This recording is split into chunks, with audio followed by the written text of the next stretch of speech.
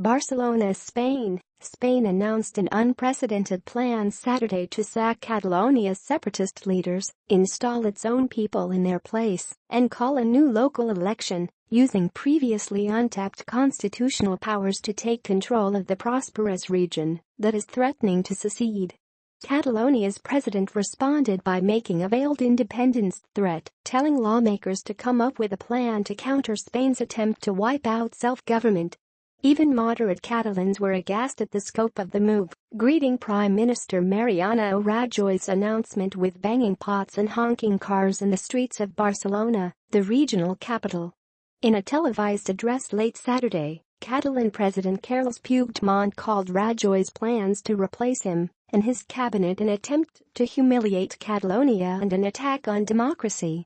He called on the regional parliament to debate and decide on the attempt to wipe out our self-government and our democracy, and act accordingly. Puigdemont called Rajoy's move the worst attack on Catalan people and institutions since Gen. Francisco Franco's abolishment of Catalonia's regional government in 1939. Barcelona Mayor Ada Colau, who opposes independence without a valid referendum, called Rajoy's measures a serious attack on self-government in Catalonia. Others went further. Catalan Parliament Speaker Carme Forcadell accused Spain's central authorities of carrying out a coup. Mariano Rajoy has announced a de facto coup d'état with the goal of ousting a democratically elected government, Forcadell said, calling it an authoritarian blow within a member of the European Union.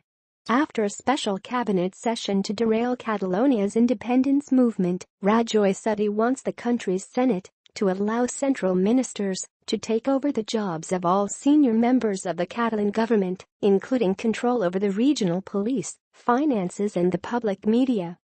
Rajoy is also seeking the Senate's approval to assume the power to call a regional election, something that only Catalonia's top leader can do now. The vice president of the Senate says a session next Friday will vote on the measures. Conservative Senator Pedro Blanco told reporters a special commission of 27 senators will make a first assessment of the measures Tuesday. He said Puigdemont can appeal the moves by appearing before the commission before noon Thursday or by sending an envoy. Rajoy's ruling Popular Party has an absolute majority in the chamber and is expected to receive wide support from opposition senators for measures to protect Spanish unity. In response, protesters wrapped in red and yellow Catalan flags flooded the streets of central Barcelona on Saturday, holding up signs calling for freedom. About 450,000 people joined the protest, according to police, although an anti-secession group put the number at 85,000. The demonstration had originally been called to protest the detention of two pro-independence activists who are awaiting possible sedition charges, but it turned into an outcry over Rajoy's takeover move. "We are here because the Spanish government made a coup without weapons against the Catalan people and their government institutions," said Joan Portet, a 58-year-old protester.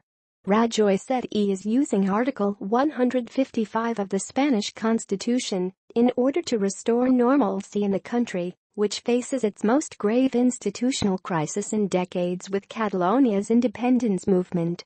He said a new regional election in Catalonia should be held in the next 6 months. "There is no country in the world ready to allow this kind of situation within its borders," Rajoy said. "It is my wish to call an election as soon as normality is restored." Article 155 allows central authorities to intervene when one of Spain's 17 autonomous regions fails to comply with the law. It's never been applied since the 1978 Constitution was adopted. The slow-burning constitutional crisis over secession escalated this month when regional government officials held a disputed independence referendum on October 1. They then declared that the result, strongly in favor of independence, gave them a legal basis for separating from Spain, even though the vote itself had numerous problems. The country's constitutional court has so far ruled against all moves towards secession, including the Catalan referendum. Albert Rivera, head of the pro-business Citizens Party, said he backed Rajoy's measures because Catalonia needs to restore legal security so companies can remain in the region. Hundreds of companies have transferred their registered headquarters out of Catalonia to other areas in Spain, fearing the chaos that independence, or the fight over it, could bring. Basque nationalists and the far-left Podemos party were among those in Madrid opposing the government's move. "We are in shock about the suspension of democracy in Catalonia," said Podemos' Pablo Echenique, vowing to work to oust Rajoy and his conservative Popular Party.